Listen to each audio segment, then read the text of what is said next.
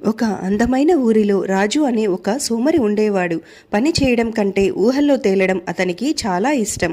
ఒకరోజు రాజు తలపై పాలకుండను పెట్టుకుని ఆలోచిస్తూ నడవసాగాడు. ఈ పాలతో నేను పెరుగు చేస్తాను, ఆ పెరుగుని అమ్మి ఇంకా ఎక్కువ డబ్బు సంపాదిస్తాను. అతని కళ్ళల్లో మెరుపులు మెరిశాయి. అతని మనసులో పెద్ద పెద్ద కలలు మొదలయ్యాయి. ఆ పెరుగుతో వెన్న చేసి ఆ వెన్నను అమ్మి చాలా డబ్బు సంపాదిస్తాను అని అతను ఊహల్లోనే ధనవంతుడిగా మారిపోయాడు. ఆ డబ్బుతో నేను ఏనుగులు కొంటాను, ఆ తర్వాత వాటిని అమ్మి బంగారాభరణాలు కొంటాను. రాజు తనకు తాను గొప్పవాడిగా ఊహించుకుంటున్నాడు.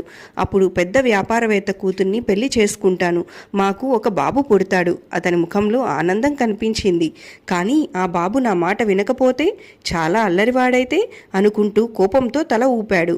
అతను ఊహల్లో అలా కదలగానే పాలు మొత్తం నేలపాలయ్యాయి.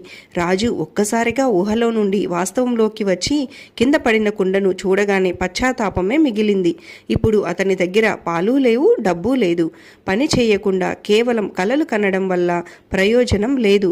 లక్ష్యాలు మంచివే, కానీ వాటిని సాధించాలంటే కష్టం చేయాలి. ఇలాంటి కథలు ఈ తరం పిల్లల ఆలోచన విధానాన్ని ఎంతగానో మారుస్తాయి. ఈ కథలు మీకు నచ్చినట్లయితే లైక్ చేసి సబ్స్క్రైబ్ చేసుకోండి. మరిన్ని అద్భుతమైన కథలతో కలుద్దాం.